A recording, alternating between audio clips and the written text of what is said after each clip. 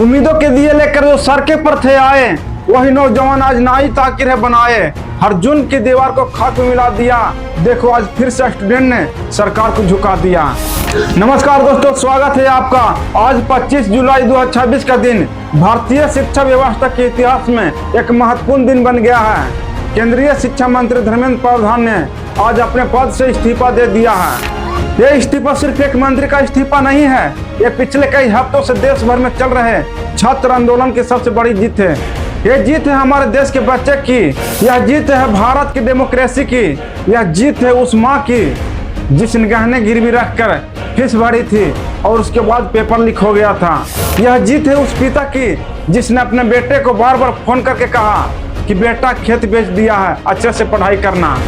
यह जीत है सोनम वांगचुक की जो 26 दिनों तक बिना खाए अपने नहीं किसी और के बच्चे के लिए लड़ते रहे। यह जीत है अभिजीत दीपके का।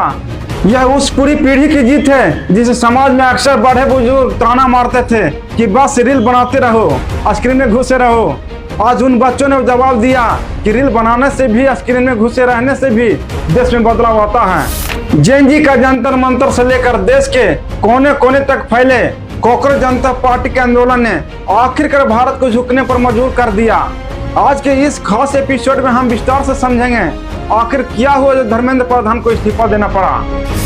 कॉकरोच जनता पार्टी क्या है और अचानक इतनी ताकत कैसे बन गई?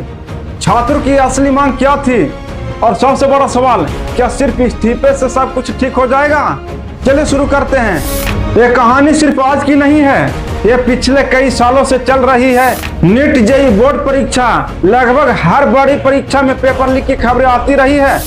2024 में नीट पेपर लीक कांड हुआ था, फिर 2025 में भी कई परीक्षाओं में गड़बड़ी सामने आई और 2026 की नीट परीक्षा में दोबारा बड़े पैमाने पर पेपर लीक के आरोप लगे।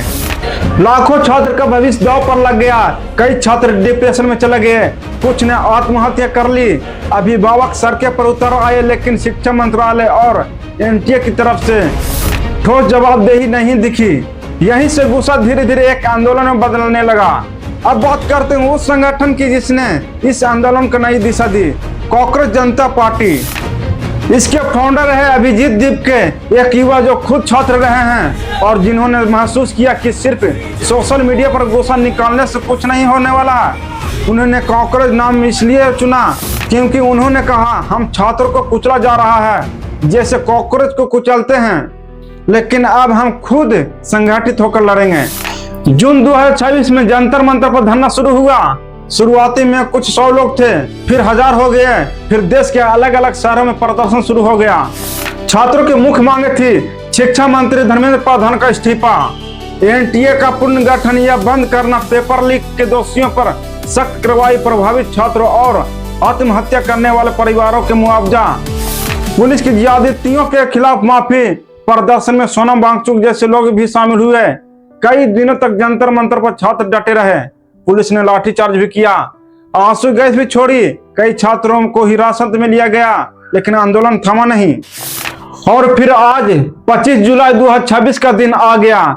सुबह से ही खबर आने लगी कि कुछ बड़ा होने वाला है। दोपहर के आसपास धर्मेंद्र प्रधान ने सोशल मीडिया पर पोस्ट किया और प्रधानमंत्री नरेंद्र मोदी को अपना इस्तीफा भेज दिया।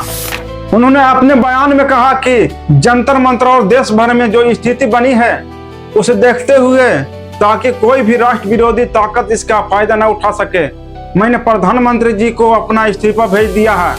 उन्होंने ये भी कहा कि छात्र के भविष्य को ध्यान में रखकर ये फैसला ले रहे हैं। इस्तीफे की खबर आते ही जंतर मंतर पर जश्न का माहौल बन गया। अभिजीत दीपके और अन्य कार्यकर्ताओं ने इसे छात्र की बड़ी जीत बताया, लेकिन उन्होंने ये भी साफ कहा कि सिर्फ इस्तीफे से काम नहीं चलेगा, बाकी मांगे भी पूरी करनी होगी। राजनीतिक दलों की प्रक्रिया भी दिलचस्पी रही है। विपक्षी दलों ने इसे लोकतंत्र की जीत बताया। अरविंद केजरीवाल ने कहा यह पूरी डेमोक्रेसी की बड़ी जीत है। कांग्रेस और विपक्षी नेताओं ने भी इस्तीफे का स्वागत किया। वहीं सत्ताधारी दल की तरफ से अभी तक कोई आधिकारिक बड़ा बयान नहीं आया है। कई लोग कह रहे हैं कि यह फैसला दबाव में लिया गया है, जबकि कुछ का मानना है कि सरकार ने समय रहते सही कदम उठाया। एक बात साफ है, पहली बार किसी बड़े छात्र आंदोलन के केंद्र सरकार के एक महत्वपूर्ण मंत्री को पद छोड़ने पर मजबूर कर दिया है। अब सबसे बड़ा सवाल यह है कि आगे क्या होगा। क्या नया शिक्षा मंत्री आएगा और सिस्टम में बड़े बदलाव होंगे? क्या एनटीए का ढांचा बदलेगा? क्या पेपर लीक करने वाले पर असल में कार्रवाई होगी? और सबसे बड़ी जरूरी, क्या छात्रों को न्याय मिलेगा? अभिजीत दीपके और कोकरेज जनता पार्टी पहले ही कह चुके हैं कि आंदोलन यही नहीं रुकेगा। मुआवजे, पुलिस के ज्यादतियों के खिलाफ कार्रवाई और परीक्षा प्रणाली में आमूलचूल बदलाव की मांग पर अड़े हुए हैं। ये सिर्फ एक मंत्री का इस्तीफा नहीं है, ये इस बात का संकेत है कि जब युवा एकजुट हो जाए तो सरकार को भी झुकना पड़ता है। लेकिन असली लड़ाई तो अभी बाकी है, शिक्षा व्यवस्था को सुधारने की लड़ाई।